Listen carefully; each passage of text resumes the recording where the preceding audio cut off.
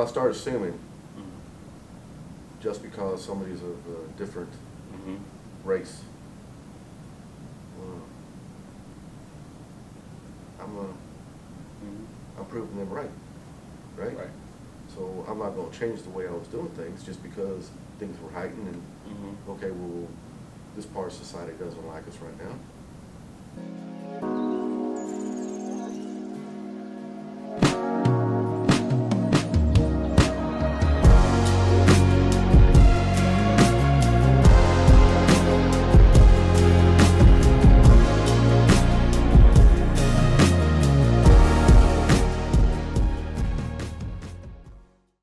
Welcome to another episode of Conversations at the Point. I'm your host, Kyrie Naveau. To my right, I have a guy who just celebrated his retirement party here at Falcon Point, celebrating 32 and a half years with the Houston Police Department. I have with me, guys, Mr.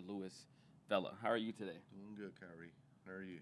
Good. I want to thank you for your patience. We had, a lot of you people, you watch shows, you watch TV, you just kind of think it happens, but it's a lot that goes on behind the scenes. Sometimes you have, difficulties. Sometimes you have unexpected things, but you got to roll with it, and you saw that. So I want to thank you for your patience.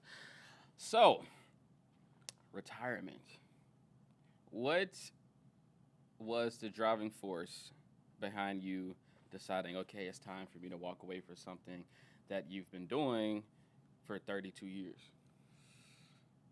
So, I don't know. I guess it was a couple of things. One was 23 years on the motorcycle, being exposed to the elements and being out there every day in the heat, the cold, the rain.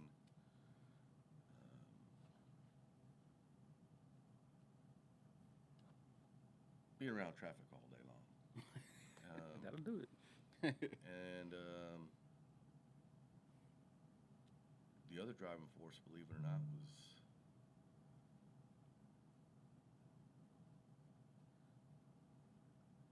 I just got burnt out and tired, and the younger generation officer wasn't why I signed up to be a police officer. Do you care to go in a different direction? You care to expound on that point, or do you want to leave it there? Well, no, it's just nothing to times change. Right. Sometimes change is good, sometimes it's not good. And, just the younger guys, different mentality as far as wanting everything now, handed to them right away. Instant gratification. That and just a different. I just felt it was going a different direction. Not only that, but just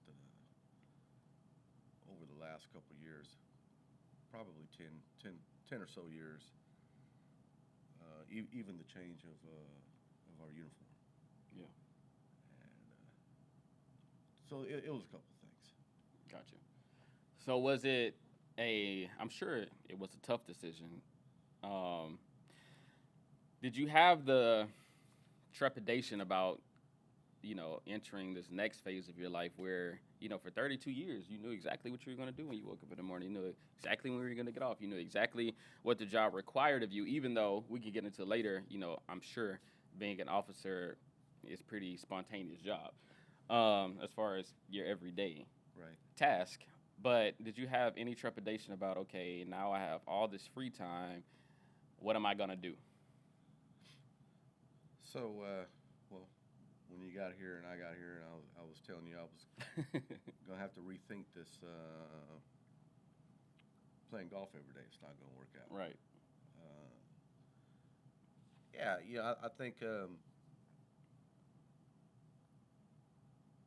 when anybody gets to talking about retiring, the question always comes up, well, what are you going to do? What do you plan on doing? And for me, I thought about, am I going to miss the job? Am I going to miss going into work? And what am I going to do? Well, my plan was enjoy life, and play golf. Mm-hmm. Yeah, now you're sore. And now I'm sore. Right. So take us back. We're gonna go back a little bit. Where are you from? I was born and raised in El Paso, Texas. El Paso. Yeah. Lord, that's like everybody traveling that way. It's like takes forever to get there. Yeah, it's from here. It's a little over 700 miles. Yeah, that's crazy. Insane. El Paso. Can you talk about growing up in El Paso? How was that? Because that's foreign to me, even though we're in the same state. Well, You would same think, but state, yeah. 700 miles away. Some folks, this part of the state, they don't believe that El Paso is part of the state of Texas, but yeah, it is. Growing up in El Paso was pretty cool. Mm-hmm. There's a big military installation there on one side of town, and everybody knew everybody over there. And I remember growing up, I spent most of my summer riding my BMX bike all over East El Paso in the desert. And, I still have friends that I went to kindergarten with Mm-hmm. that I speak to on a regular basis. Wow. I have a real close group of friends that I went to high school with. We speak every day. So everybody got along with everybody over there. I was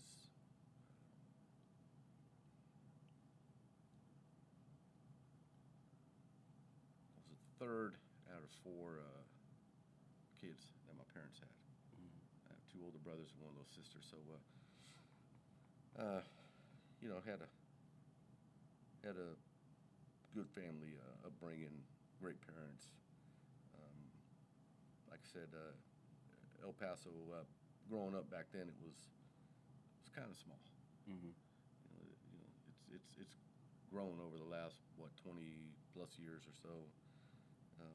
Just like Katy has, Right. It's exploded. But yeah, if you can tolerate the triple digit summers and the dust storms, Yeah. sandstorms, it's not a bad place to live. Right. Would I ever go back? No. Why not though? Well, this is home. Okay, it's home Yeah, now. I've been Okay. here 32 plus years. Right. And I have my son here. I have my granddaughter here.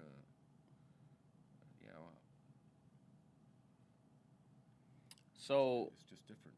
what was your motivation to become an officer? Was it the fact that El Paso was a military hub, so you're around? No, so Mhm. this is a true story, and I'm sure that if you talk to any motorcycle officer across the United States, it don't matter what city, what state they live in. Mm-hmm. If they're around my age, I grew up in the 70s Mm-hmm. and early 80s. So when I was, I think, around 7 years old, there was a TV show that came out, Chips, Yeah. to, Mm-hmm. California Highway Patrol motorcycle officers. Mm-hmm. And I saw that and I was hooked. That was it. I was like, that's what I want to be. From 7. That's what I want So to be. you were dressing up as a little officer in Halloween and stuff? No. Never did that, but Yeah.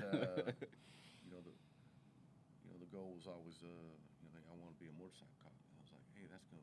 Yeah. Looks like a lot of fun. Mm-hmm. And you ask my mom, she'll tell you to this day, yeah, when he was a little kid, that's all he wanted to be. Right. A motorcycle policeman. So it was Chips. No family were officers. No. Or just Chips. No, different times back then. I guess in the '60s. My dad, he applied to be a policeman in El Paso and Mm-hmm. wasn't tall enough. Really? Yeah. Wow. Yeah. How tall is your dad? I think my dad was 5'6", 5'7". Okay. So my height. But times have changed now. They don't have a height requirement. Right. But no, so no family in law enforcement. I was the only one that chose to be a policeman. Mm-hmm. I have an older brother that's been a teacher and a coach for about 30 years, and then my little sister, she's a teacher out in Florida. Mm-hmm. So, Nice. So, how old were you when you joined the force? I was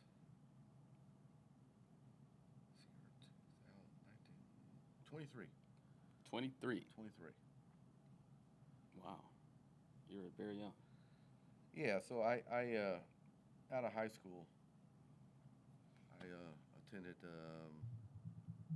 UTEP, University of Texas at El Paso, Mm-hmm. and spring semester, my dad, before I was leaving for class one day, he goes, "Hey, on your way home, why don't you stop one of them Air Force recruiters, get some information so we can try to get to one of your brothers to join." Mm-hmm. I said, "Yeah, I could do that." So after class, I stopped by Air Force recruiter to get some information. And 45 minutes later, I'm signing the dotted line on it, Dang. and I enlisted. Went home and told my dad, "So here's the information. Hey, by the way, I enlisted. I'm leaving in 6 weeks." So he said, "No, it wasn't for you. It was for your older brother." And I said, "I'm gone." Man, just like that. And so I served 4 years in the Air Force. Mm-hmm. Got out, and I had about a week and a half from the time I separated to the time I started the police academy. Man. So how did you end up here in Houston? So back then, 91,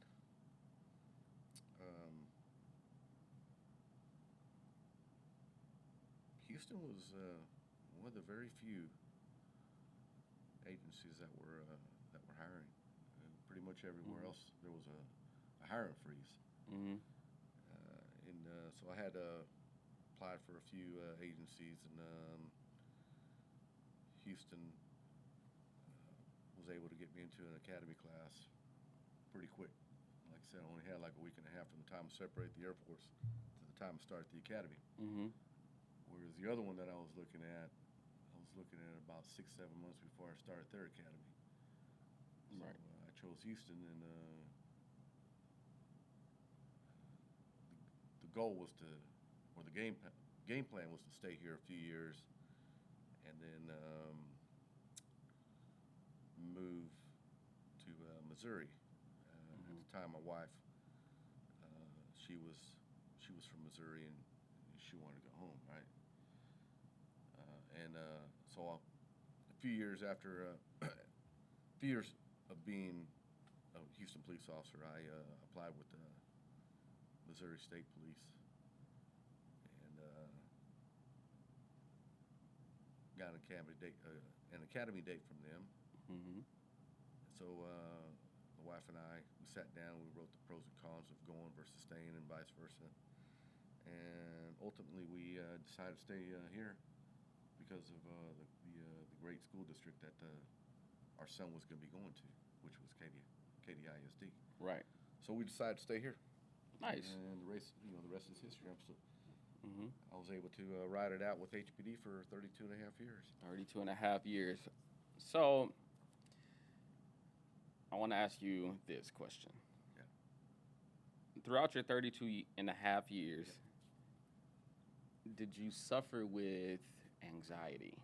The reason I'm asking is because, if I put myself in the seat or the uniform, so to speak, of a police officer, I would imagine that it's a lot of anxiousness. Like when you go to make a routine traffic stop, you never know,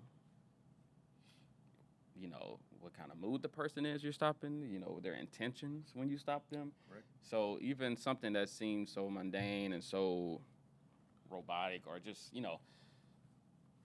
quote unquote normal as a traffic stop, could turn into something completely different. So did you suffer with that? I don't think I suffered with anxiety. It would take me when I get home from work. It would take me probably an hour, hour and a half to come down. Mm-hmm. And just from the stress. Yeah. The stress of like you said, the unknown, and but also just being out there every day, and the stress level, I think, goes up a notch when you're on that motorcycle, Mm-hmm. because we're not as well protected as let's say an officer that's in the car. Mm-hmm. So I dealt with hour and a half of coming down, and then I was good. Yeah. But it's I think a lot of it has to do with as far as the anxiety.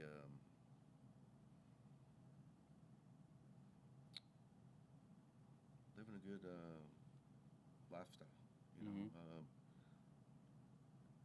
trying to be healthy, trying to stay as fit as you can, but also having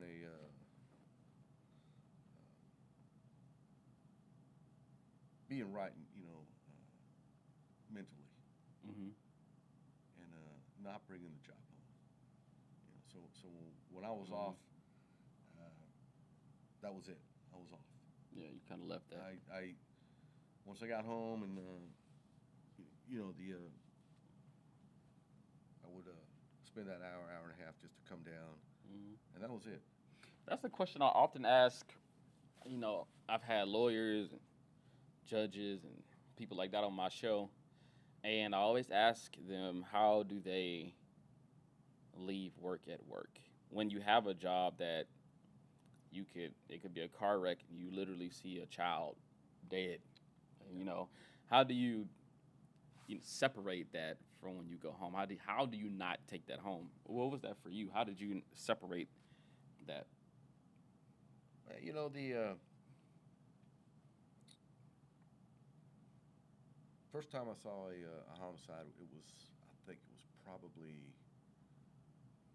my second, third day on the street. Wow.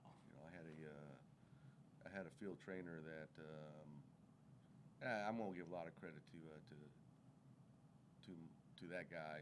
He was the first field trainer that I had out of the academy, and Mm-hmm. he exposed me to just about everything the first 3 weeks of my career. Mm-hmm. And so I got a taste of everything, and we don't like to see dead people or abused women or kids. Mm-hmm. Um, I think a lot of it has to do with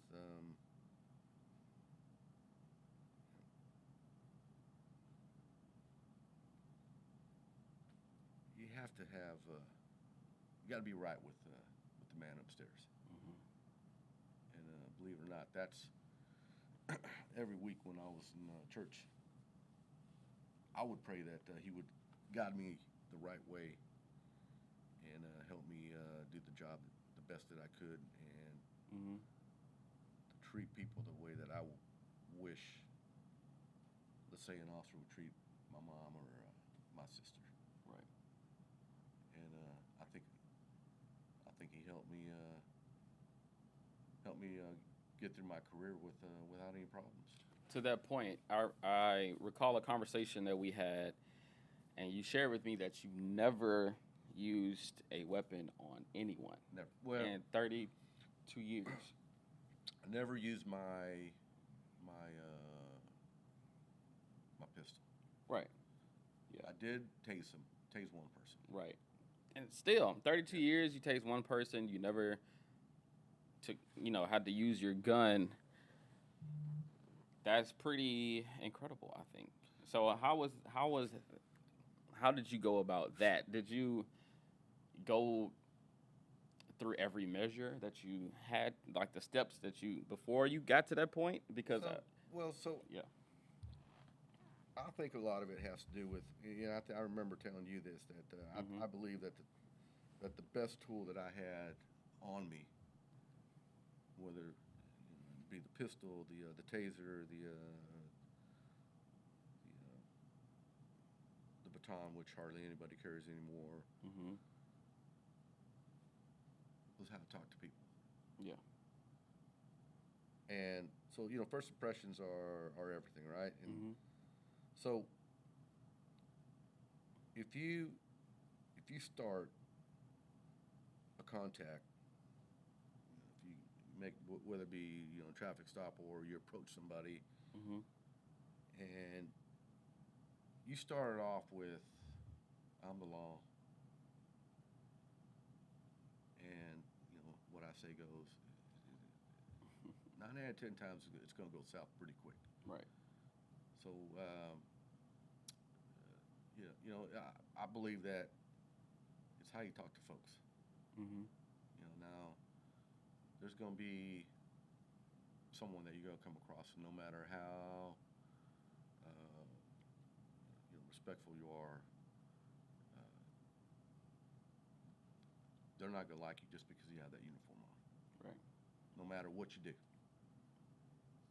they don't want nothing to do with you because you're wearing the police uniform. Mm-hmm. I mean, there was people that I arrested over the years, and didn't take it personal. At the end of the day, I would tell them, when I would be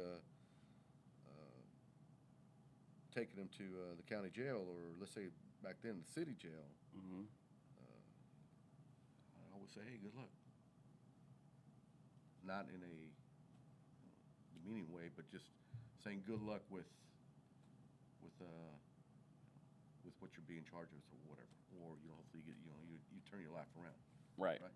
Everybody's gonna make mistakes, right? Mm-hmm. So you have to treat people with respect. Respect begets respect. Right. And if you, like I say, if you come off, I'm the cop and what I say goes, it's not gonna go good. The majority of the time. All right. Starting it off bad. Yeah. Right. Everybody has a story. Mm-hmm. So you take the time to talk to them, and whether it's a positive or a negative contact, or just people, in general, if you're going into a convenience store or a restaurant or just out on the road, right? Mm-hmm. If you come off as being unapproachable, then people are gonna be like, man, these cops, they think they're Yeah. they're bad and all that, right? So Mm-hmm. why not take the time to say hello to everybody you come across? Mm-hmm. I think it goes a long way. Yeah. For sure. What would you say is the most rewarding part of your job or your old job? What was the most rewarding for you? Like, what got you up every day? Like, all right, let's do this. I was living the dream. Mm-hmm. I was living my dream of being a motorcycle policeman. Yeah, living And the dream. This is very important, but I don't mean to cut you off. But what you did, and I don't know if you were conscious of what you did, but when you saw Chips at 7 years old, you had an image in your mind Yeah. of what you wanted to be. Yeah. So that's a lesson in visualization, of visualizing what you wanted to be, and then you put the action behind it, and then you were literally living out, like you said, your dream. I was living the dream, Mm-hmm. and it's I had a lot of pride being a Houston police officer, Mm-hmm. wearing the Houston police brand. Mm-hmm. I think that I've had the opportunity to go across the United States, interact with other officers from different agencies, and I think I don't think I know that the Houston Police Department is one of the best trained departments in the nation. Right. And I think that has a lot to do with our leadership and Mm-hmm. or the leadership, at HPD, and you know I think the majority of the guys and gals, they have a lot of pride in wearing that uniform and you know, serving you know, Houston. You know, you look over the last few years, we didn't make the news. You know, when things got heated, we didn't make the news. You know, and that right there was a combination of the public and the police department having respect for each other and saying we're not going to do that to our city. Right. You know, so you know, I strongly believe that, you know, HPD has one of the best departments in the entire nation. Okay, I'm glad you went there because I was about to go there myself. So when things were heated at the time,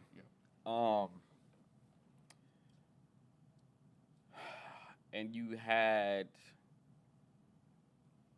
a negative outlook on police at the time because of police departments that were engaging in misconduct, or you had like LAPD who's been known to do all kind of, you know, and so at this time, right, I've been, you know, staying in Houston more than half my life, and like you, to your point, I've never really heard of any, you know, huge misconduct when it comes to HPD, not to my knowledge, you know, but and now you're put in a position where the national view of policemen are what they are, and so now when we go back to me talking about the anxiousness, was that heightened at the time because everybody's emotions were heightened at the time. Right. So now, were you feeling like, oh, you know, this is even on another level as far as being anxious, as far as having to watch your back, as far as probably being a little stiff when you have to stop somebody or whatever, because the national emotions were so high at that time. So how was that? You know, because we often hear about the public side of things, right? But I think it's only fair to have a balanced conversation, also hear the other side and how that was for you guys at that time. So when I first came on, that was right about the time with the Rodney King riots, right? With the Rodney King beating and then the riots, right? Right. So there's been, over the course of my 32 and a half years, we've had ups and downs across the United States. Right. Right. You have an incident that captures national attention. So then naturally you're going to have fallout, right? Right. And then corrections are made and things level off. And then you have another one. It's like cyclical. And then it tapers off again. And then we had the Floyd incident up in what? Minnesota. So then we had the you know, the riots across the United States, and then we had protests, you know, across the United States. We even had it here in Houston, right? And you have what, over 1 million people marching downtown. Right. All peaceful, by the way. All peaceful in Houston. All peaceful because. So, going back to HPD, I think HPD is at the forefront as far as handling situations like this. Right? What was the police chief at the time? Acevedo. He was. I think he handled things amazing during that time. So you know, we our unit that deals with stuff like that, they meet with the organizers and they say, all right, we're going to allow this. This is where we're going to put a stop to it, right? Right. So they go back and they tell their group, this is what's going to be tolerated. All this other stuff isn't, right? So, and what I was going back to what we were talking about earlier. people who live in Houston, they don't want that nonsense that was going on across the United States, right? Yeah, they're gonna protest. They're gonna have their voices heard, right? But the little small incidents that we had across across Houston, that was from people from outsiders coming in, just stirring stuff up. Now, was it? Were you on? Were you even more alert on the street? Yeah, I was. But did it change the way that I went about doing my daily activities? No. Right. Nothing changed for me as far as. So if I become more. I don't know what the word is. Aggressive? No, I'm not aggressive, but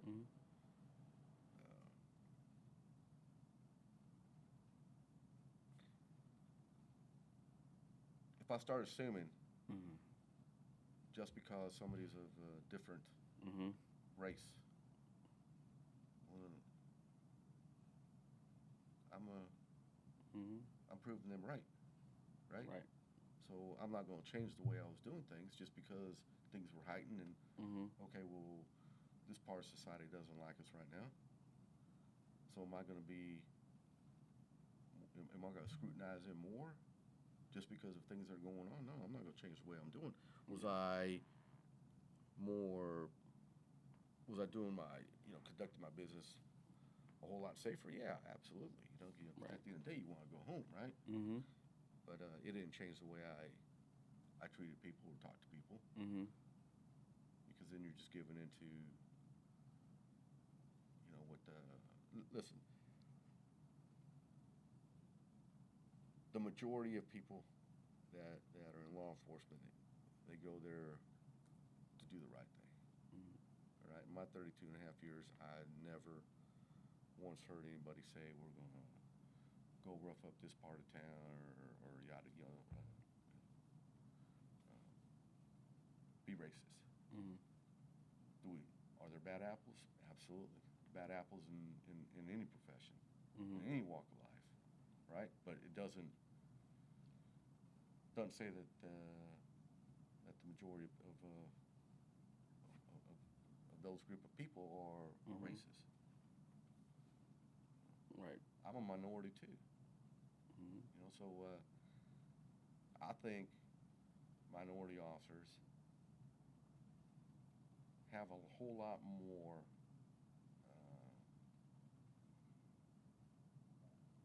to prove. Meaning To your coworkers? no, To the public? To the public. Okay. To me, to the Latino community, right? My coworkers that I used to work with that are black, to the black community. 100%. And so we saw this too with the during the protests, right? Where they're screaming and using racist comments towards black officers because they see it as because they're betrayal in a way. Exactly. Yeah. Right. Yeah. Well, that's not fair to them. Right. There's a lot of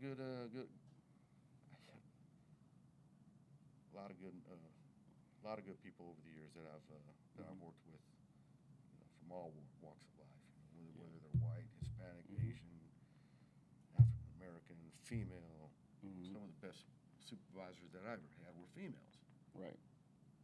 Yeah, and it's like to the people that were, that felt betrayed at the protest and were yelling at the black cops. When you think of like representation, you would want, more black cops. Just off of relatability. Because I feel like obviously this is a multi-nuanced situation. But if you go in a black neighborhood, a black officer can relate to the citizens there just off of culture, cultural aspects, right. which can defuse situations better sometimes, because I feel like if you hear things, not speaking about you individually, but if you hear things about a group of people, like, and you've been fed that, through media, through whatever. And then you're going to go into the situation a little anxious at the end of the day. And if you're anxious like that and you get into a conflict that might not have, should have went where it ended up going, you know, and it's like, cause it's not that relatability there. Like we talk a certain way, we do certain, you know what I mean? So, and I think for, So yeah, Mhm. I hear you because yeah, I've heard from other officers, that work different parts of the city that mm-hmm. if you don't talk a certain way, they're not gonna listen to you. Yeah, Right? Meaning, if you don't use foul language, mm-hmm. that particular community is gonna be like, oh, this guy, he's new out here because he doesn't know How we get down. how we talk out here. Right. So, it's. Mm-hmm. I think so. I try telling folks this all the time, right? Mm-hmm. The way I approach it is I try to talk to everybody, Mm-hmm. right? And not just make eye contact and like, Mm-hmm. I want to change. I wanted to change it, right? So if I talk to somebody from a different race, Mm-hmm. and sometimes it turned out to be, let's say, 15, 20, 30-minute conversation, Mm-hmm. right? What did I do? I just changed his Whole perspective. right on, Mhm. on policemen that not all policemen are bad, Right. right? So next time he's at a family gathering or out with buddies and all that, and somebody starts talking about the police in a negative way, he's gonna say, Mm-hmm. man, not Yeah. all police are bad because I'm at Lewis. Let me Mhm. give you my experience with this guy, right? Right. To that point, let me expound on that. So, part of the reason that I wanted to start this show, specifically at the country club, is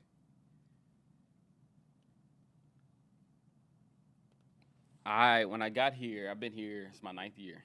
So I got exposed to a different way of thinking. Not that it changed my thinking per se, but I got exposed to other people's viewpoints.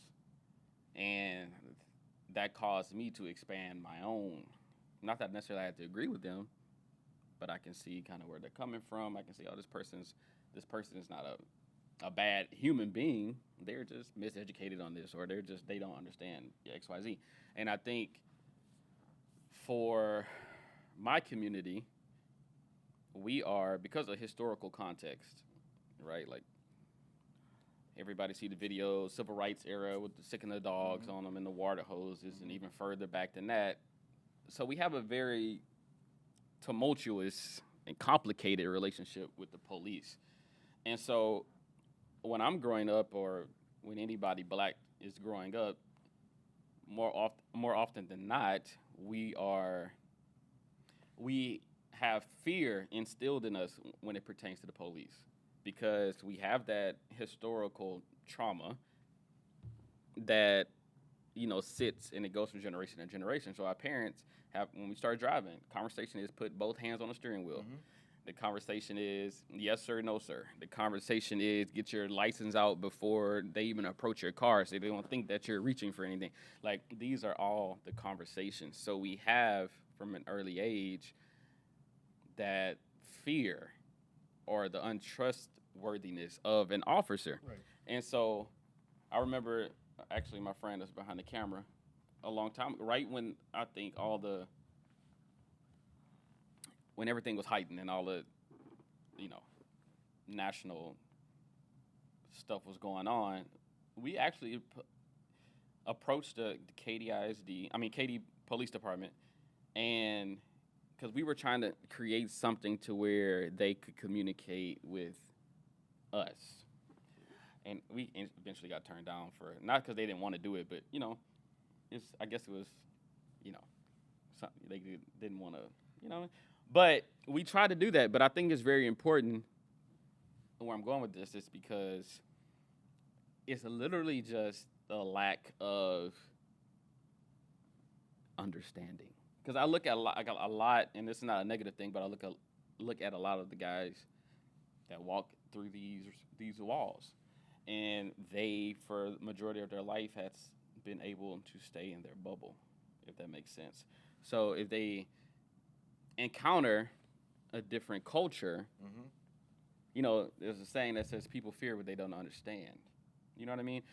So it's the lack of understanding there. But if they meet me, like, oh, I love Kyrie, and some of them might think, oh, he's a good one. I'm just like, no, I'm not. I'm not an anomaly. Like, there's a lot of me's in my community. There's a lot of us. So just go talk to them.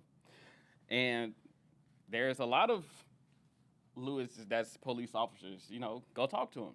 You know what I mean? So my thing, and I think what needs to happen is more of a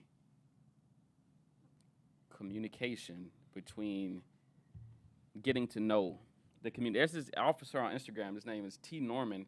He's a white guy. Arkansas? I Yeah. think he's in Arkansas. Yeah. Yeah, he's in Arkansas, but he is very, very much involved in the community. Right. And so and that's what I was trying to get to is I think the problem with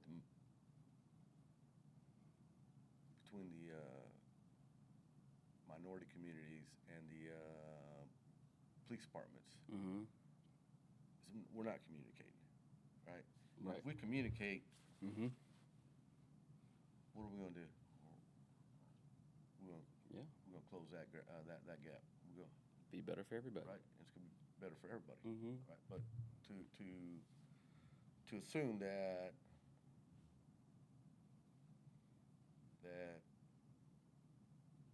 all police officers are bad, all African Americans are bad, all Hispanics are bad. Mm-hmm. Yeah, that's the wrong approach. Yeah. Just like you said, you have great people from all walks of life. Now, I'll give you I'll give you an example. As far as do you think people can change? Absolutely. Right. So I met my wife, not Diane. My wife, she passed away 6 years. My first wife, she passed away 6 years ago. So I was married to her for over 28 years. She was from a very small town in Missouri, about 3,000 people. Wow. Right. And she was white. Mm-hmm. They found out that I was Hispanic. Mm-hmm. They were too thrilled. Right. Right. My father-in-law, I think he died about 9 years ago. Before he died, he told me, he goes, I want to apologize to you. I never did tell you. He goes, at first I didn't like you because of who you were. He goes, but out of all my sons-in-laws, you're the best one. And I know that I'm going to heaven, and that you're going to continue to take care of my daughter, and you've been nothing but a great person all these years. And I read you wrong. That's just the way that he was raised. Right. Right. So yeah, people change, right? Mm-hmm. Heck, man, I really didn't get exposed to, growing up in El Paso, you predominantly Hispanic. Mm-hmm. I mean, I went to a school where it was probably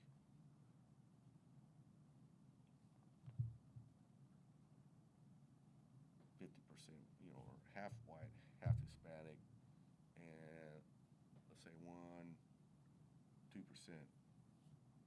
African American. Mm-hmm. We got along with everybody.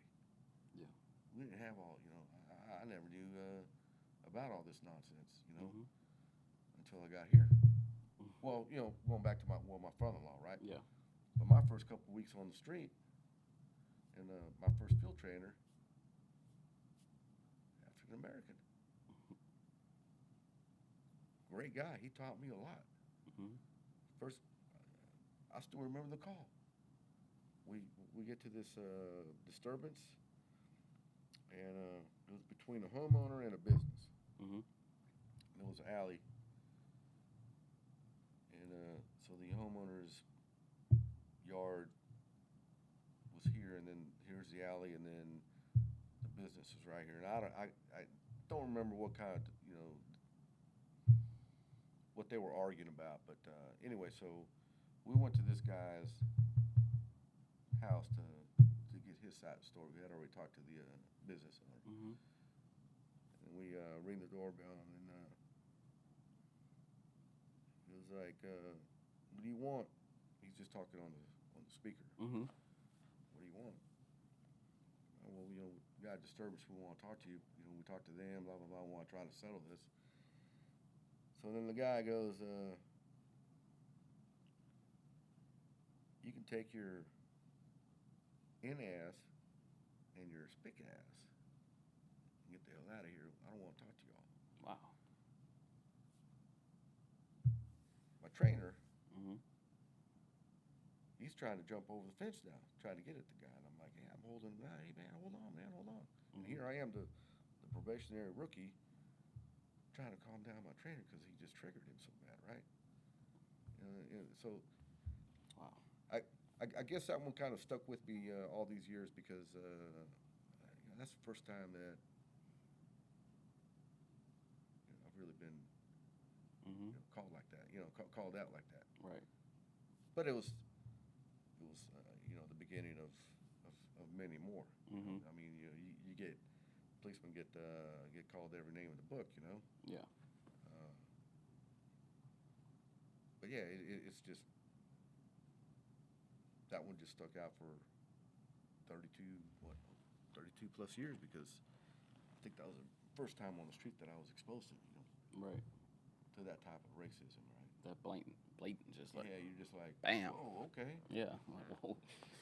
Right. So, let's end on a more, on a brighter note.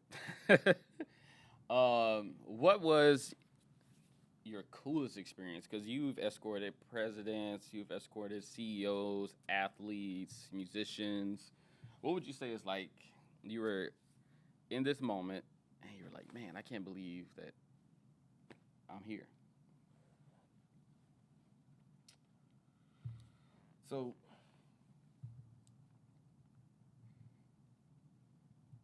it was kind of like two that stand out with. Mm-hmm. When I first went to the motor unit, back when I first came on to the motorcycle unit, that was a very elite position to be in, right? Mm-hmm. Uh,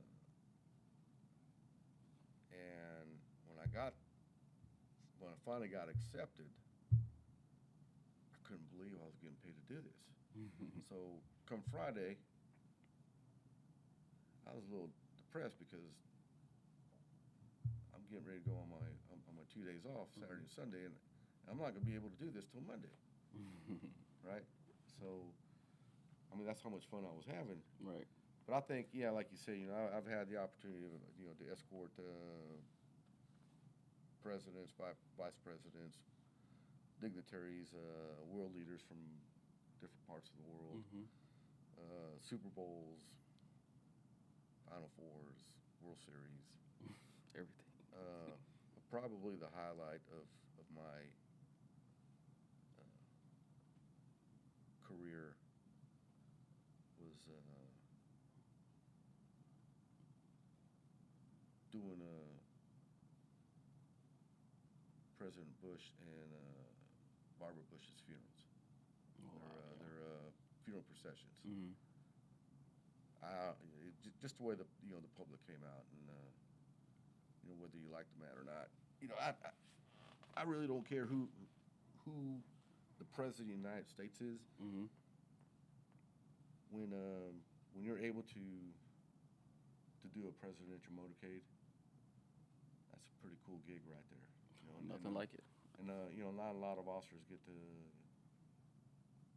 participate in one. Mm-hmm. Motorcycle officers, and the officers that do participate in presidential motorcades wherever they work, not many will ever do a presidential funeral procession. Right. And Houston, we were fortunate to have Daddy Bush live here. Mm-hmm. So just like the ones, Georgia will get to do one with President Carter and Clinton,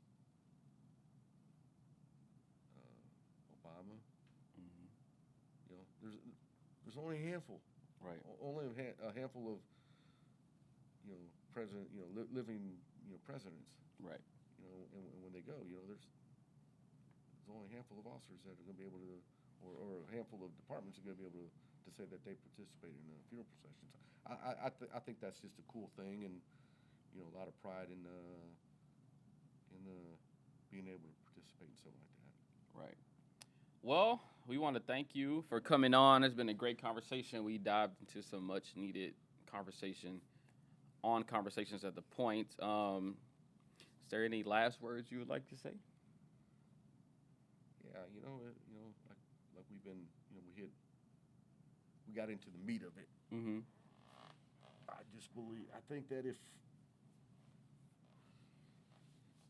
we spend less time on this right here, right, and get out there and talk to one another and get to know one another, I think